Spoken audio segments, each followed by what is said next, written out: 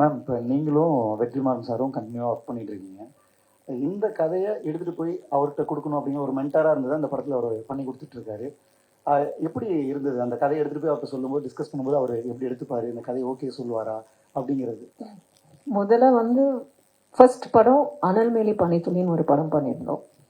அந்த படம் I took it to him because genuinely எனக்கு தெரியும் அது அவர் பண்ணாதான் கரெக்டாக இருக்கும். ஏன்னா அந்த கதையை பார்த்தீங்கன்னா it's about a girl who is raped and rape சாதாரண ரேப் கதை இல்லை, அது வந்து போலீஸ் ஆளுங்க பண்ணுற ஒரு க்ரைம். ஸோ அதெல்லாம் ரொம்ப சென்சிட்டிவான ஒரு இஷ்யூ.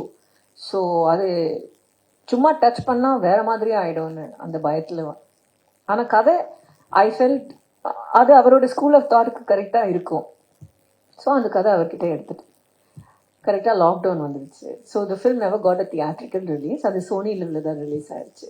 அதுக்கப்புறம் கோபி சார் வந்து கதை அவர்கிட்ட எடுத்தார், நான் அது எடுக்கல.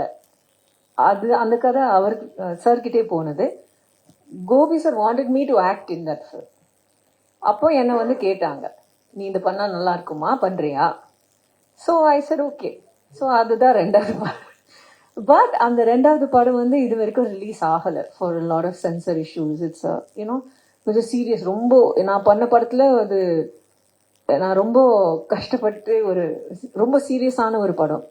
ஸோ அது முடிச்சதுக்கப்புறம் இது வந்தது. ஸோ நான் அவர்கிட்ட, சார் நான் எப்பவுமே 2 படம் ரொம்ப சீரியஸான படம் ப்ரொடியூஸ் பண்ணி, இது வந்து நல்ல ஜாலி யூனோ ஹாப்பி ஜோன்ல இருக்கு, ஃபார் அ சேஞ்ச் நீங்கள் இது கன்சிடர் பண்ணுறீங்களான்னு கேட்டேன். அண்ட் ஐ திங்க் அவருக்கும் அந்த டைமில் அவர் விடுதலை பண்ணிட்டு இருந்தார். ஸோ அவர் மைண்டும் ரொம்ப சீரியஸான மேட்டர்ஸில் இருந்தது. இந்த படம் அவருக்கு ஒரு ஸ்ட்ரெஸ் பஸ்டர் மாதிரி இருந்திருக்கலாம். அண்ட் ஆல்சோ ஐ திங்க் அவரே இன்டர்வியூஸில் சொல்லியிருக்காரு that he always looks for external stimulation. இது it's not a typical Vetrimaaran film content wise you know ப்ரொடக்ஷனாக இருந்தாலும் அவரோட ஸ்டாம்ப் இல்லை. ஆனால் அவருக்கு புதுசான நிறைய விஷயங்கள் இருக்குது இதில். So I think he enjoyed working with a young team you know.